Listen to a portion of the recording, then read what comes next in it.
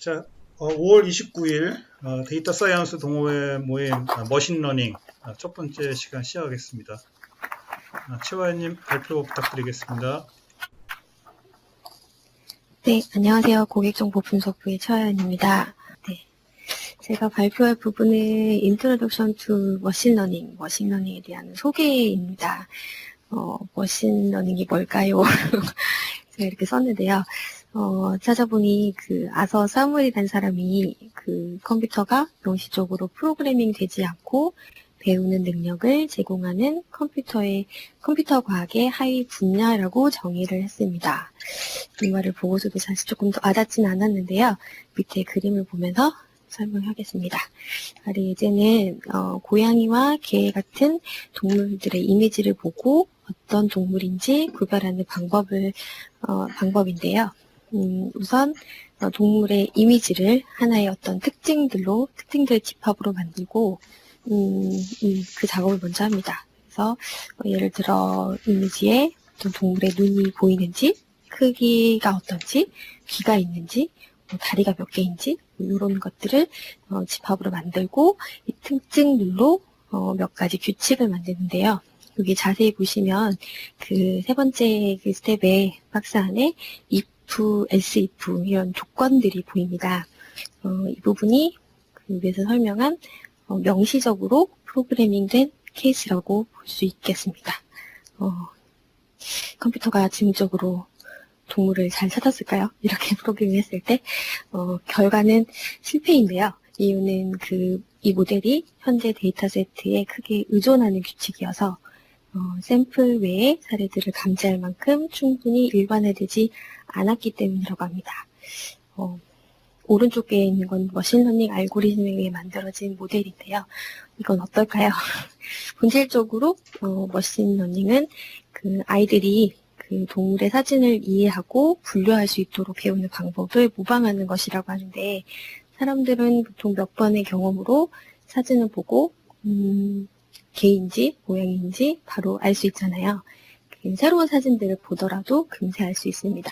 이러한 능력을 사실 어떻게 명확하게 설명할 수는 없지만 머신러닝이 이걸 모방한다고 하니까 세 번째 단계의 복잡한 그림들은 이 과정을, 즉 데이터를 반복 학습시키는 과정으로 이해하시면 될 것 같습니다. 이렇게 머신러닝을 이용하면 인간의 학습 과정과 같이 학습된 머신러닝 알고리즘은 데이터로부터 배우고 숨겨진 어떤 통찰력을 찾을 수 있게 된다고 합니다. 다시 말해 반대적으로 명시적으로 프로그램이 되지 않고서도 예측을 할 수 있게 되는 것입니다. 다음 장 부탁드립니다. 다음은 구체적으로 좀 한 가지 강의 나왔던 예를 보겠는데요.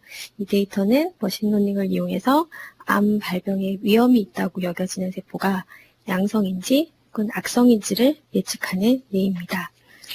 맨 아래에 새로운 데이터, 즉 새로운 세포도 높은 정확성으로 예측함을 볼 수가 있는데요.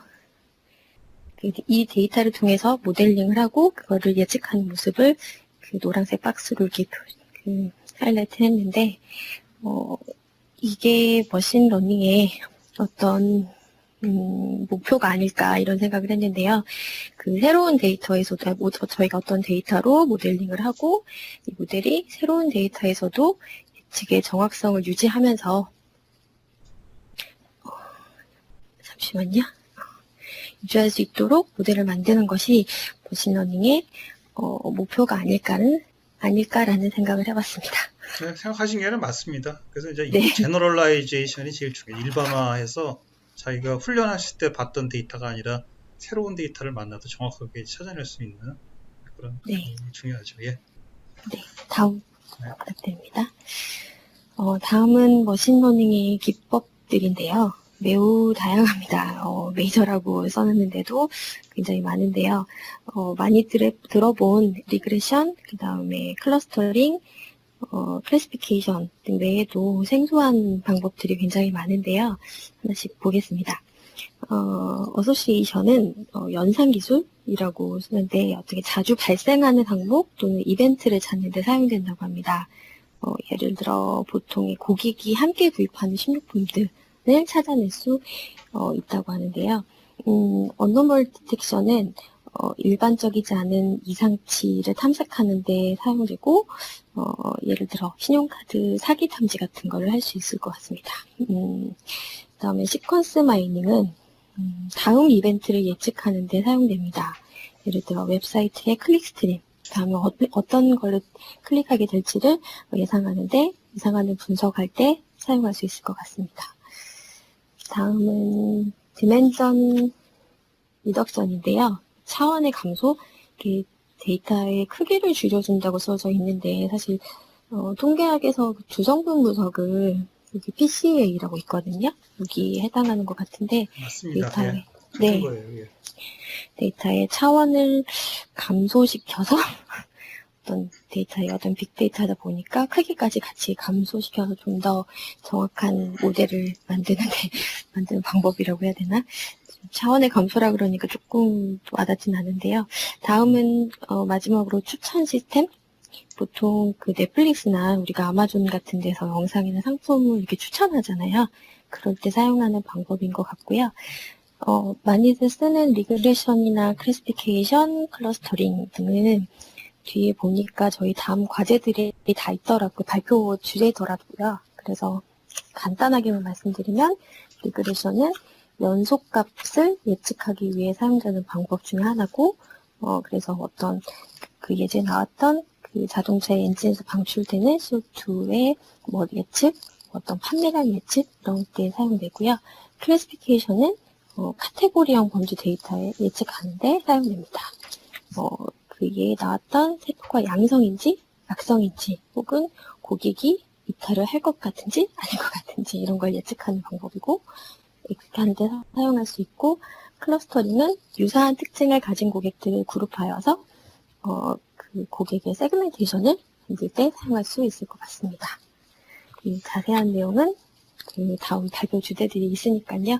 거기서 더 자세하게 알아볼 수 있을 것 같습니다. 제가 그 보충 좀 설명드리면 뒤에 네, 제가 준비한 거에 하나하나씩 좀 디테일한 설명이 좀 포함되어 있어서 제가 그때 다시 설명을 좀 드리려고 그러는데 네, 제가 이제 준비한 거에 없는 게 이제 어소시에이션이나 시퀀스 마이닝 이런 부분이 좀 없는데 여기 지금 보면 이 사람들이 메이저 머신러닝 테크닉이라고 되어 있지만 사실 일반적으로 우리가 이제 그 파이썬에서 그 라이브러리인 그 사이킷런 뒤에 설명하실 거잖아요. 그거를 이용하는 머신러닝하고 좀 통계적인 기법을 이용하는 부분이 이게 혼재가 되어 있는데 이 어소시에이션이나 시퀀스 마이닝 같은 거는 이게 통계적 기법이 사실 그 통계학 하는 사람들이 옛날부터 다 이제 쓰고 있던 것들이거든요. 그래서 조건부 확률이나 결합 확률 같은 걸 가지고 이제 예측하고 이러는 거고 마코프 모델이나 HMM 히든 마코프 모델인데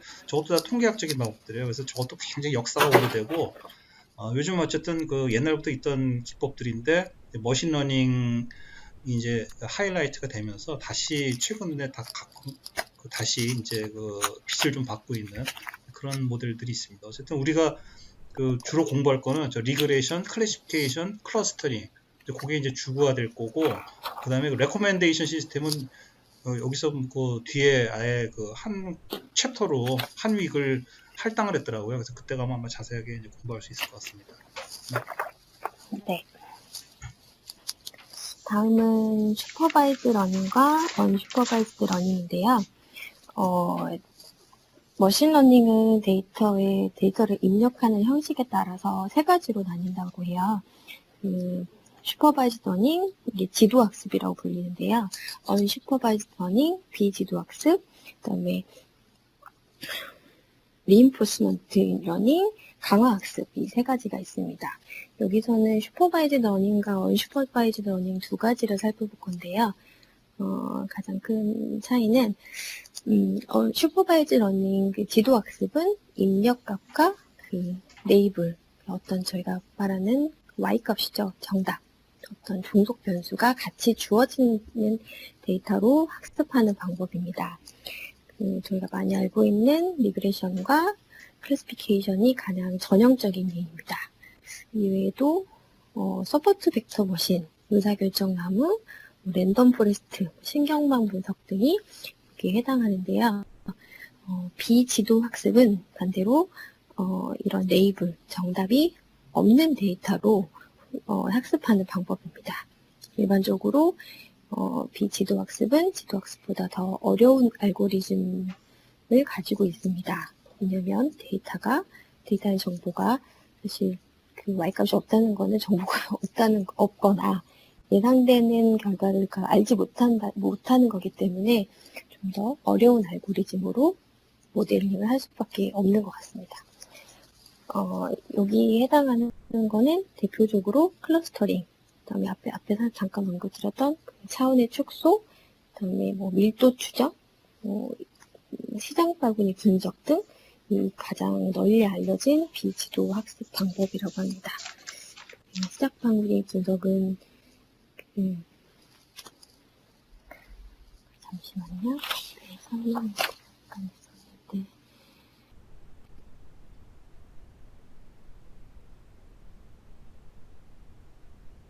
그 어소시에이션 쪽이랑 연관이 될 것 같은데요.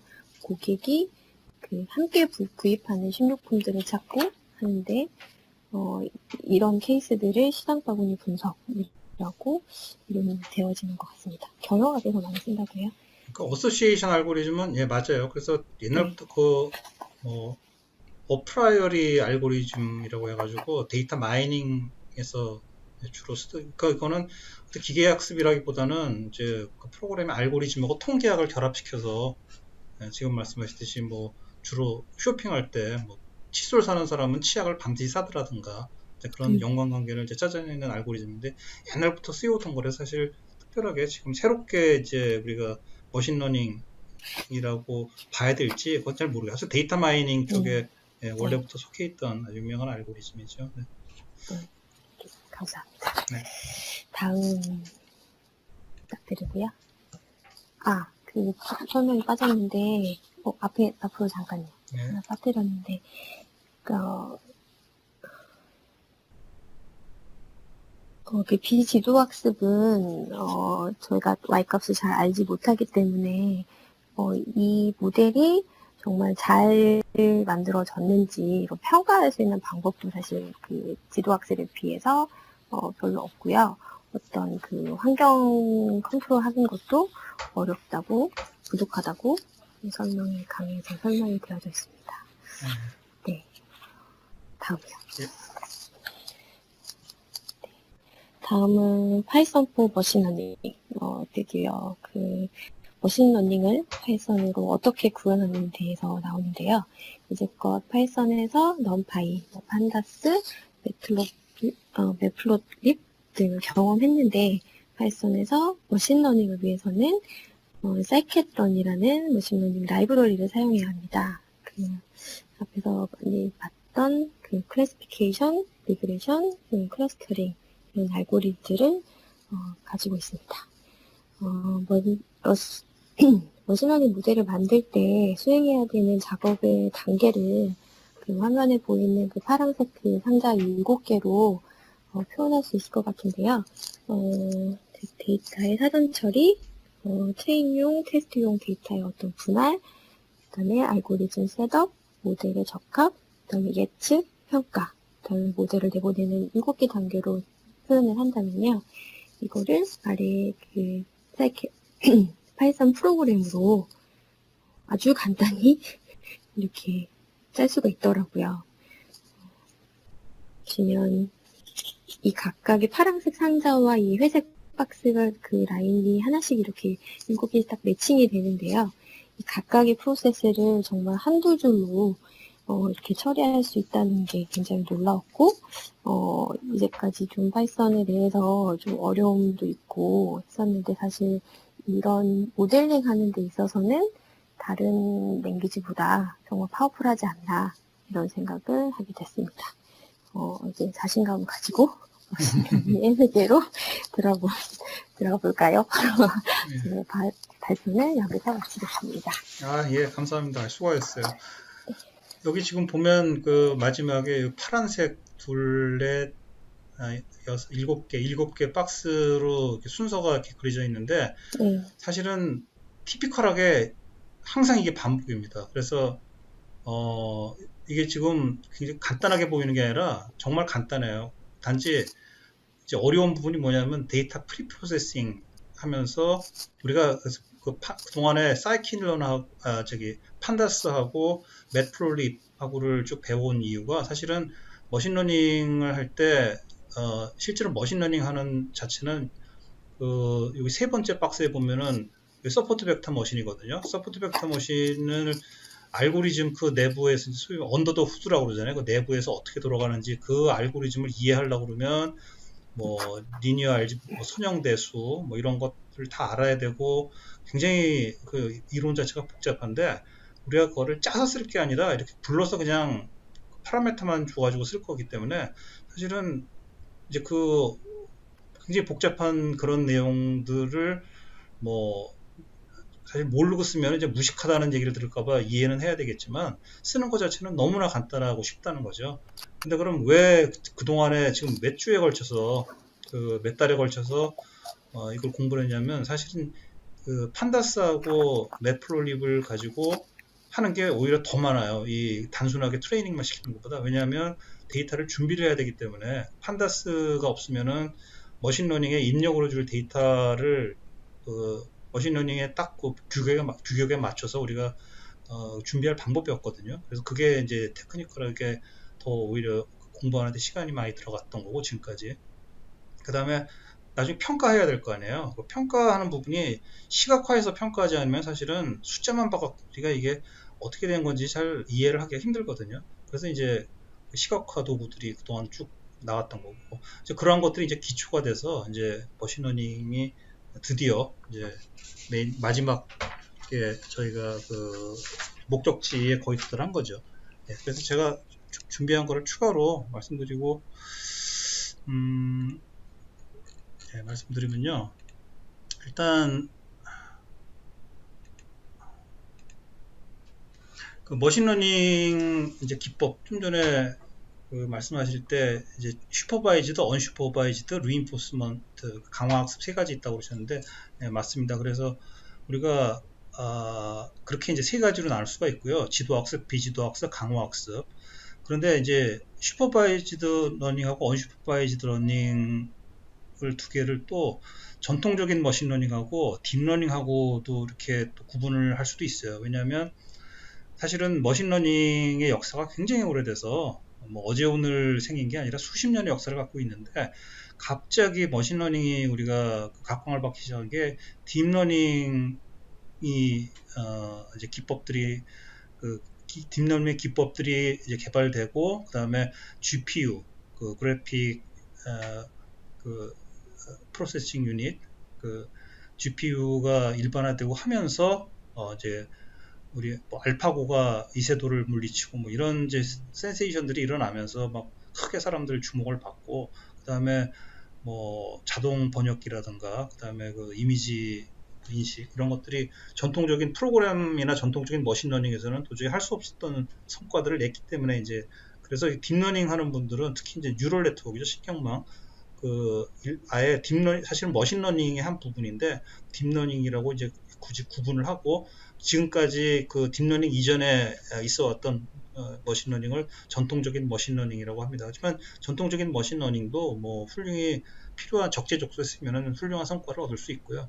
그래서 거기에 이제 대표적인 것들이 리니어 리그레이션, 로지스틱 리그레이션, 그 다음에 K 니어리스트 네이버, 그 다음에 결정나무라고 해서 디시전 트리, 서포트 벡터 머신, 또 뭐 앙상블 기법들, 그 다음에 K-민스 클러스터링, PCA 주성분 분석이라고 해서 프린시플 컴포넌트 어널리시스, 그래서 PCA 이런 것들이 지금까지 있어왔던 전통적인 머신러닝이고요. 그 사이킨런에서 커버하는 부분도 이 부분입니다. 그런데 이제 이 부분 말고 딥러닝이라고 우리가 이제 뉴럴 네트워크를 이용한 부분이 그 FC라고 해서 이제 뭐 일반 가장 단순한 풀리 커넥티드 뉴럴 네트워크라고 표현을 하는데 그런 부분하고 그다음에 컨볼루셔널 뉴럴 네트워크 이거 이미지에 특화되어 있는 거예요.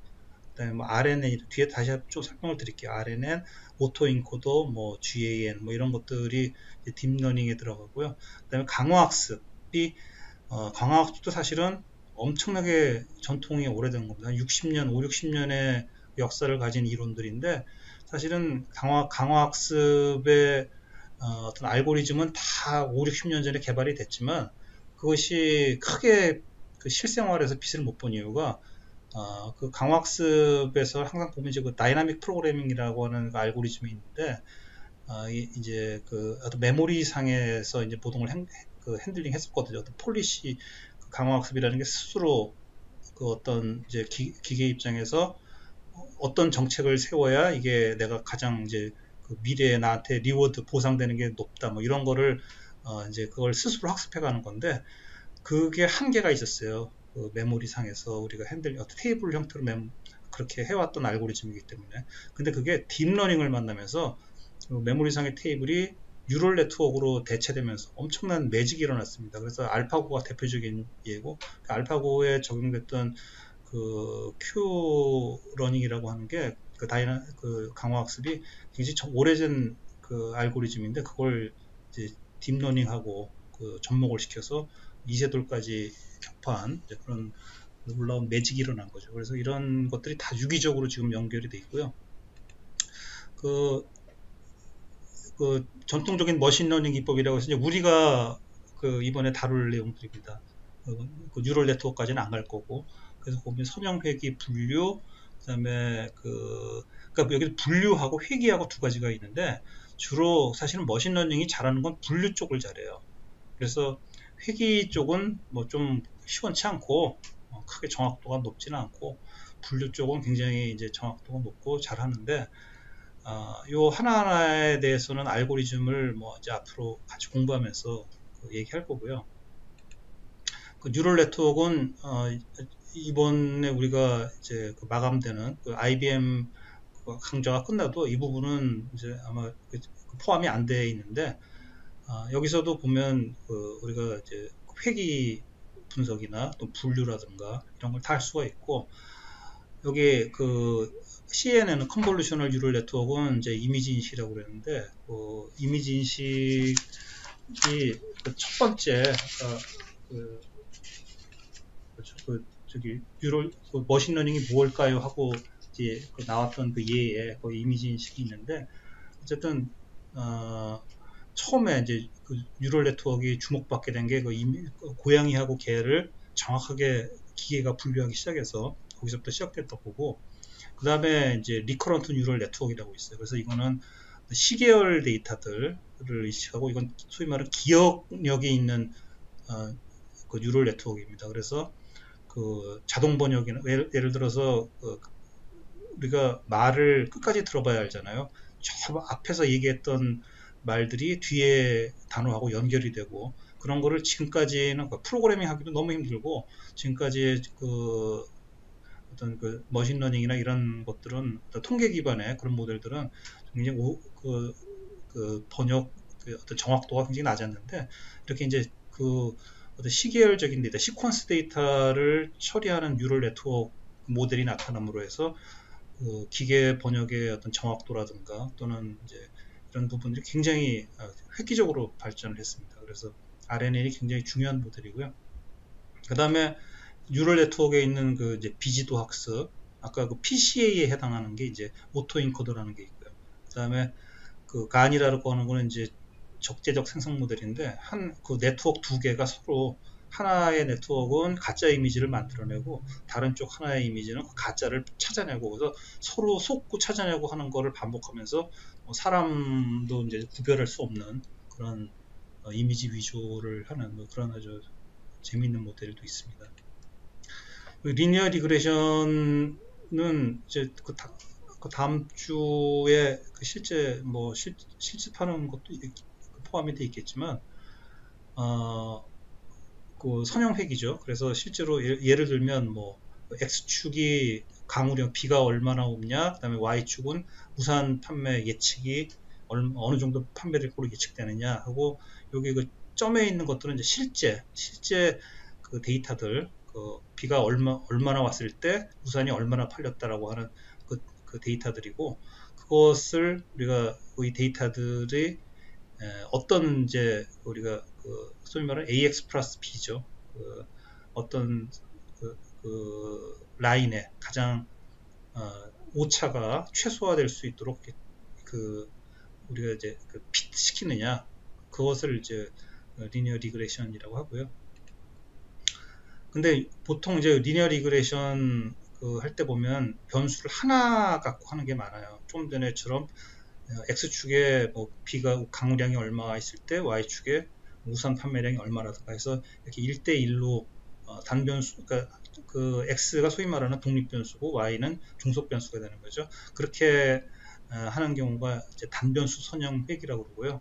가장 기초적인 거죠. 그래서 우리가 보통 머신러닝 할 때 하이포테시스라고 그럽니다. 가설. 왜냐하면 사실은 이렇게 지금 데이터가 이 까만 점들이 데이터인데, 이 진정하게 이 까만 점들을 다 만족시키는 함수가 어떤 함수인지는 사실 아무도 몰라요. 그래서 우리가 이렇게 이제 근사하게 비슷하게 만족시키는 피팅되는 라인을 찾는데, 그거를 우리가 가설이라고 그래서 하이포테시스라는 얘기를 하고요.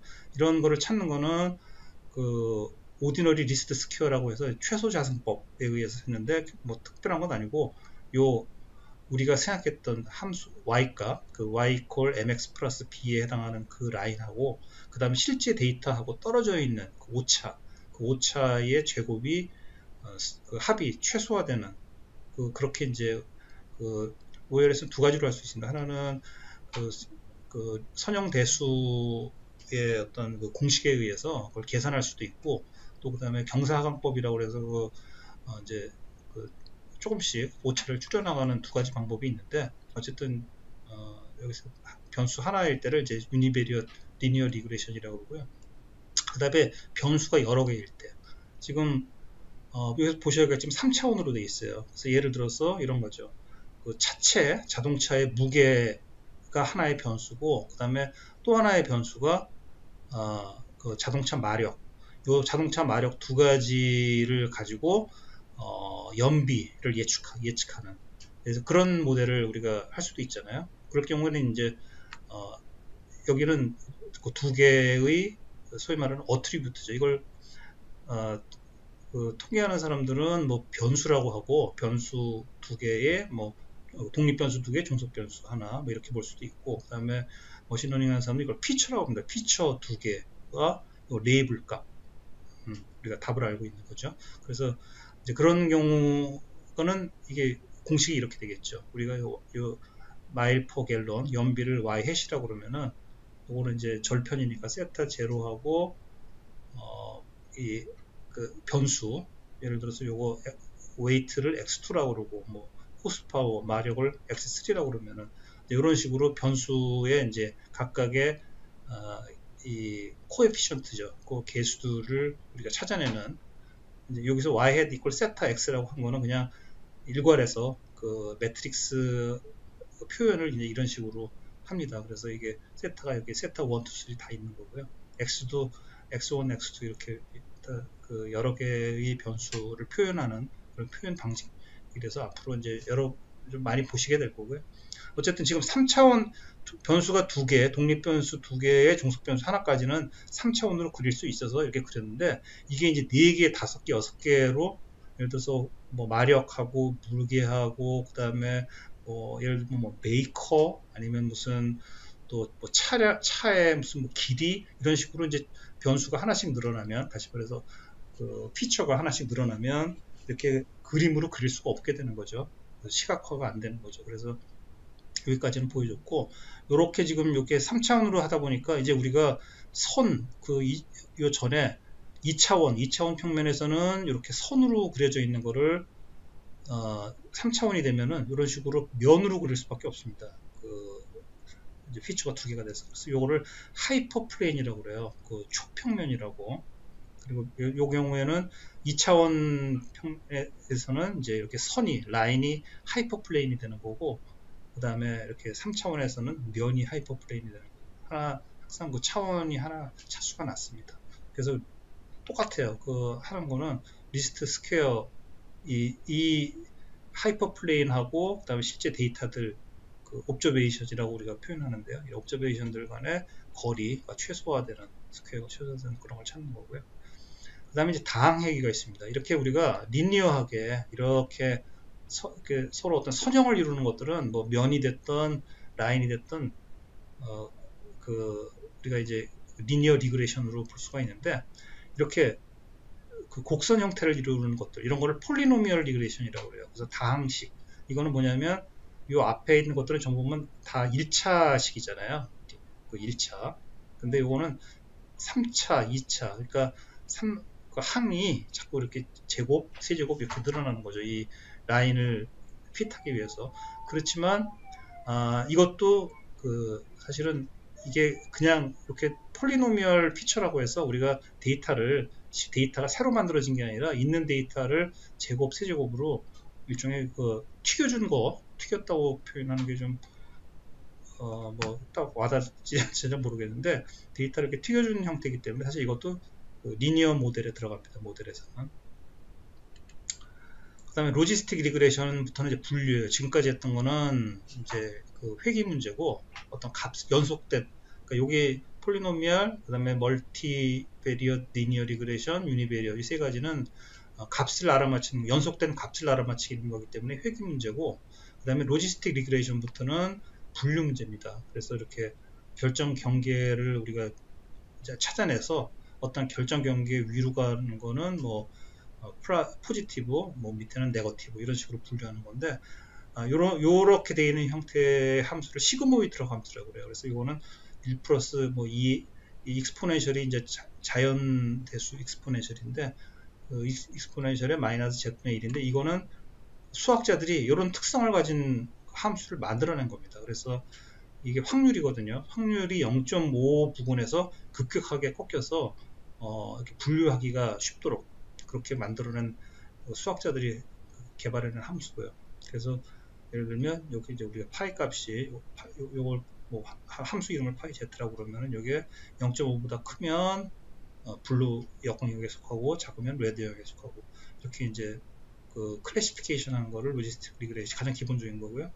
그 다음에 이것도 분류 문제입니다. 분류인데 어느 클래스에 속하냐라는 거 분류하는 건데 여기 말하는 이제 K 니어리스트 네이버라는 모델이에요. 그래서 이거는 K 값이라는 게 그 내 주위에 몇 개의 네이버를 이제 찾아서 그 네이버들 중에서 가장 그 평균적으로 그 많은 그 속하는 클래스에 나도 속한다는 거죠. 그래서 이거 우리말로 하면 유유상종이라고 합니다. 그냥 내가 비슷한 놈들은 비슷한데 같이 몰릴 경험상 이제 그런 이론이고 그래서 만약에 이제 K를 3으로 줬을 때는 요게 내가 그 분류하려는 데이터고 여기 옆에 노란색하고 그 보라색 이 색깔들은 다 값을 알고 있는 레이블 데이터들이에요. 그래서 요거를 K-니어리스트 이번에 3개일 경우에는 가장 가까운 거 3개를 골라서 그 중에서 그 3개 중에서 가장 많이 속한 이제 그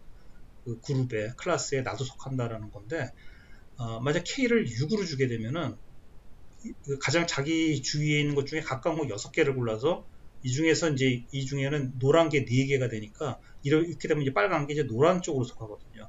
그래서 이것을 보시면 알겠지만 K-니어리스트 네이버가 굉장히 심플하면서 이해하기 쉬운 반면에 이런 문제가 있습니다. K 값을 어떻게 주느냐에 따라서 동일한 옵저베이션이 여기도 속할 수 있고 저기도 속할 수 있고 이제 그런 부분이 데이터 사이언티스트들이 굉장히 조정해야 될 파인 튜닝 하면서 고민해야 되는 그런 부분이고요. 그 다음에 이제 디시전 트리라고 있습니다. 결정나무. 예를 들어서 뭐 이러이러한 조건에서 비가 올 거냐 말 거냐 하는 건데 예를 들어서 기온이라는 이제 그 피처가 있고요. 그 다음에 기온이 예를 들어서 30도보다 크다. 그러면은 바람이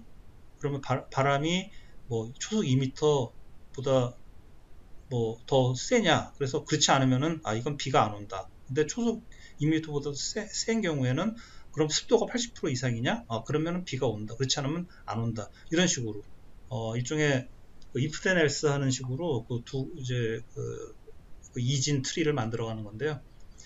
이거는 굉장히 이해하기가 쉽습니다. 그래서 이거를 화이트 박스 모델이라고 그래요. 다른 것들은 대부분의 그 머신러닝은 블랙 박스 모델이 대부분입니다. 그래서 머신이 어떤 답을 내긴 냈는데 이 답이 맞는지 틀리는지를 사실 설명하기가 굉장히 어렵습니다. 근데 화이트 박스 모델은 이렇게 보시면 알겠지만은 명확하게 딱딱 그 어떤 왜 레인이라고 했는지 노레인이라고 했는지가 설명이 되기 때문에 굉장히 이걸 화이트 박스 모델이라고 그래서 이제 설명하기 굉장히 쉬운 모델이에요. 그래서 이걸 금융권이나 뭐 의료 계통 같이, 그래서 금융권 같은 경우에 고객이 뭐 민원을 낼 수가 있잖아요. 심사에서 내가 왜 떨어졌냐? 그러면은 일반 블랙박스 모델로 그 사람을 이제 리젝을 했을 경우에는 설명하기가 굉장히 어려운데, 이런 경우에는 당신은 뭐 신용도가 이렇고 뭐 재산이 이렇고 이래서 이제 리젝이다, 이렇게 명확하게 설명이 가능하기 때문에 금융권에서 이런 거를 굉장히 좀 선호하고, 뭐 병원도 마찬가지고, 뭐 그런데 반면에 굉장히 안 맞습니다. 이런 식으로 단순하게 이렇게 이진 트리로 결정하는 것처럼 이거 쉬우면 뭐 딥러닝이니 이런 게 안 나왔겠죠. 그래서 이건 단점이 화이트 박스 모델이라서 이해하기 쉬운 반면에 설명도 되는 반면에 정확도는 굉장히 떨어진다.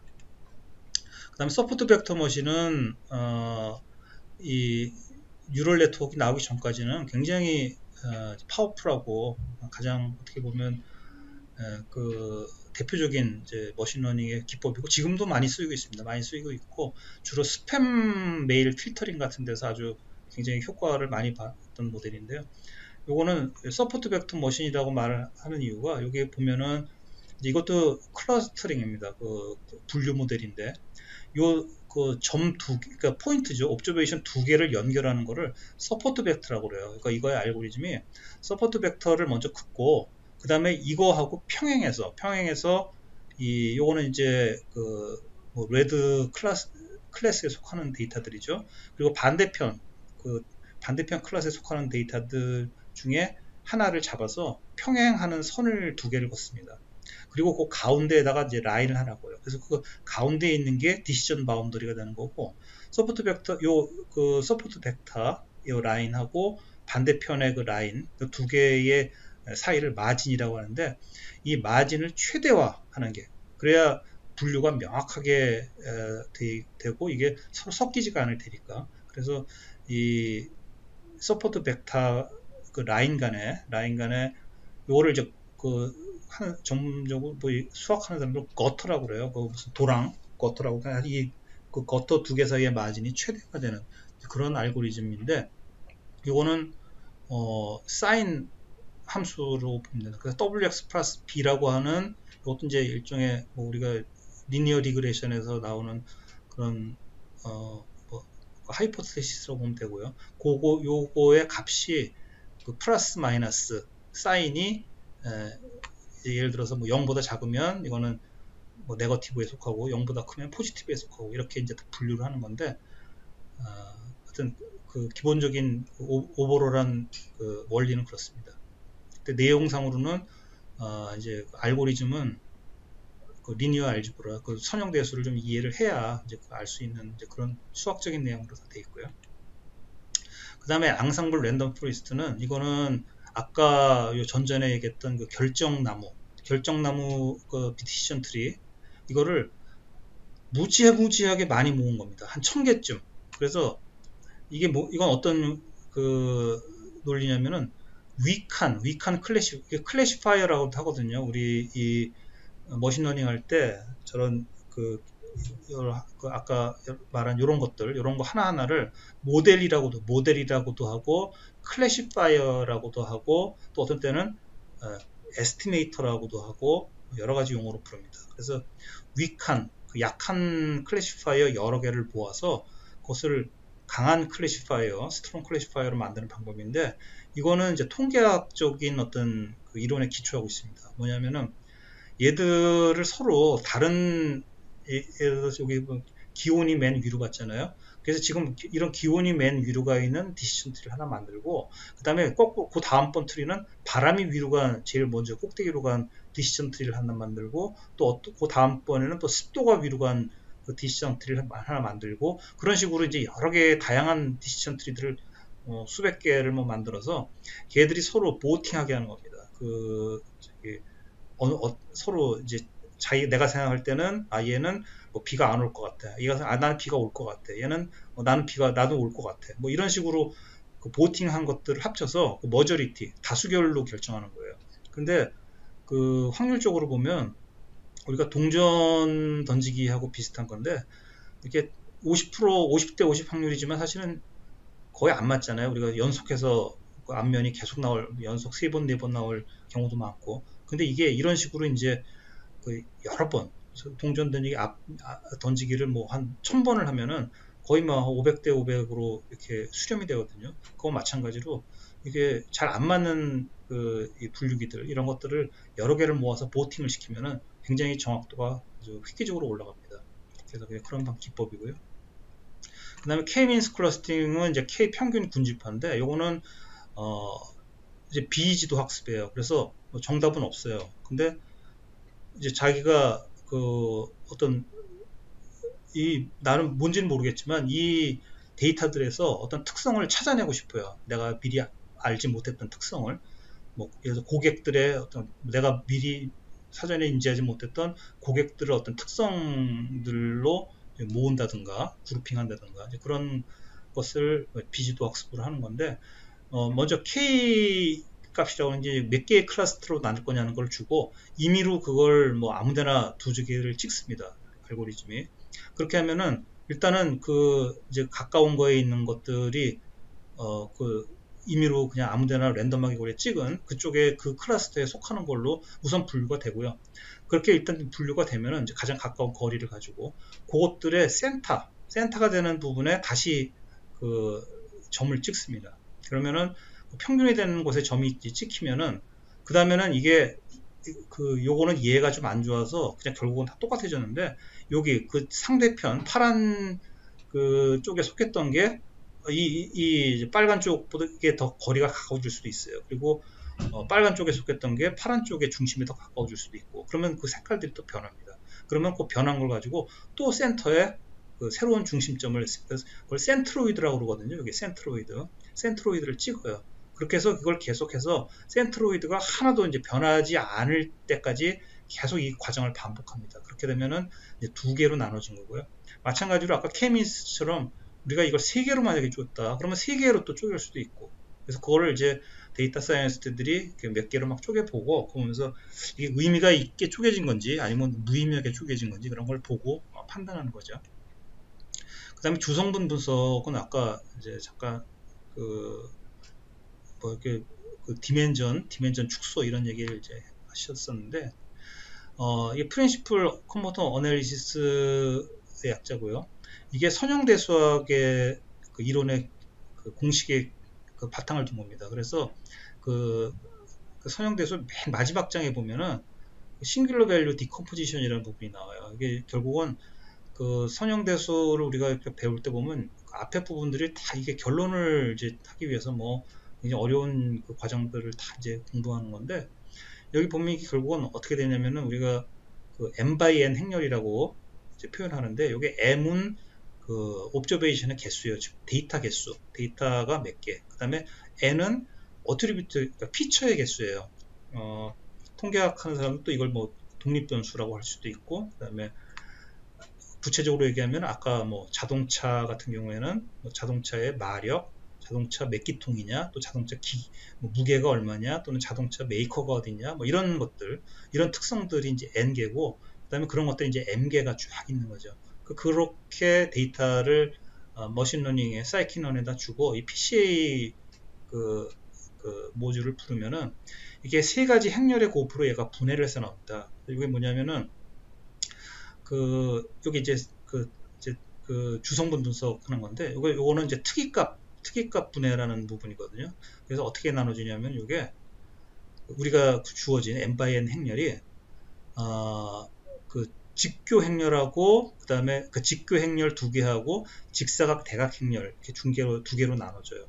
이 중교의 직사각 대각 행렬이라는 거는 이제 N by M으로 되어 있는 요 부분 안에 요 부분의 일부의 특이값들이 나옵니다. 그래서 요 가운데 있는 매트릭스, 요 두 개의 직교 행렬로 이제 분리되고, 여기 가운데 있는 놈의 그 소위 말하는 그 아이겐 벡터, 뭐 아이겐 밸류 하는 얘기 들어보실지 모르겠는데 거기 보면 이제 고유값들이 나오거든요. 그래서 거기서 가장 이제 첫 번째 나오는 게 이 첫 번째 주성분 퍼스트 프린시플이고, 그다음에 이 퍼스트 프린시플의 직각을 이루는 게 세컨드 프린시플이에요. 그래서 이런 수학적인 이제 계산에 의해서 나오는 건데, 우리가 계산하려고 그러면 뭐 너무너무 복잡한데, 이건 뭐 그냥 우리가 사이킨런 모듈을 콜해주면 알아서 이 복잡한 계산을 다 해주기 때문에 금방 쉬울 할 수 있는데요.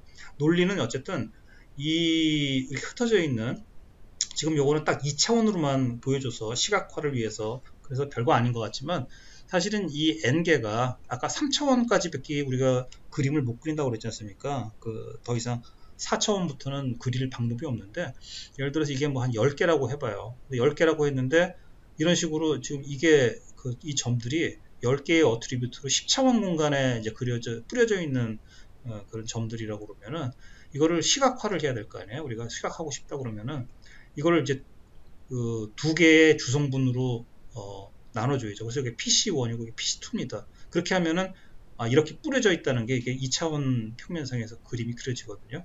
그래서 이걸 할 때 가장 이 원리는 이 분산을 최대화하는 라인을 찾는 겁니다. 여기서 차이니. 그래서 이제 통계학 하신 분들은 알겠지만 그 어떤 그 표본의 특성은 그 평균하고 분산하고 우리가 그걸 모수라고 그러잖아요. 그래서 그거를 그 최대한 그것만 있으면 이제 그 표본들의 성질을 알 수 있는 거기 때문에 이 분산이 최대한 보존되는 그런 라인을 찾아서 이렇게 이런 공식에 의해서 찾는 게 주성분 분석입니다. 그래서 이거는 차원 축소의 목적으로, 차원이라는 게 이제 n개 굉장히 많은 그 피처들이 있을 때 그거를 2개 피처로 만약에 줄인다 그러면 이제 이런 식으로 하는 거죠. 그래서 이런 거를 해주는 게 이제 파이썬이 고맙게도 우리한테 제공해 주는 게, 우리가 그동안 공부했던 판다스, 넘파이 이제 이런 것들이 기본적인 기초 기술이 돼야 되는 거고요. 그다음에 사이파이 보면은 여러 가지 우리가 수학적인 그런 모듈들이 다 들어있어요. 그래서 수학을 우리가 특별히 몰라도 그냥 이런 게 있다고만 알면 불러서 그냥 쓰면 다 되게 돼 있고, 시각화하는 게 맷플로립하고 시본이라는 두 가지가 가장 이제 파워풀하게 많이 쓰이고요. 뭐 맵플로립은 뭐 그야말로 그 가장 베이직이 되는 거고, C5는 이제 맵플로립 하에서 그걸 기반으로 이제 좀 하이 레벨에 편하게 그릴 수 있도록 그렇게 만든 패키지고요. 그다음에 사이킨런이 우리가 지금까지 제가 설명했던 그런 것들이 전부 사이킨런에 코맨드 모듈 하나만 불러서 그냥 파라미터 주고 바로 부르면 한 줄에 다 코딩되도록 그렇게 되어 있는 거고, 시스템 모듈은 이제 통계학 패키지들이 있습니다. 통계하시는 분들은 이거 불러다가 기존에 R에서 하던 것들이 다 파이썬에서 스태틱 모듈 같은 데서 다 제공이 됩니다. 네, 이상입니다. 뭐 궁금하신 질문 있으신가요?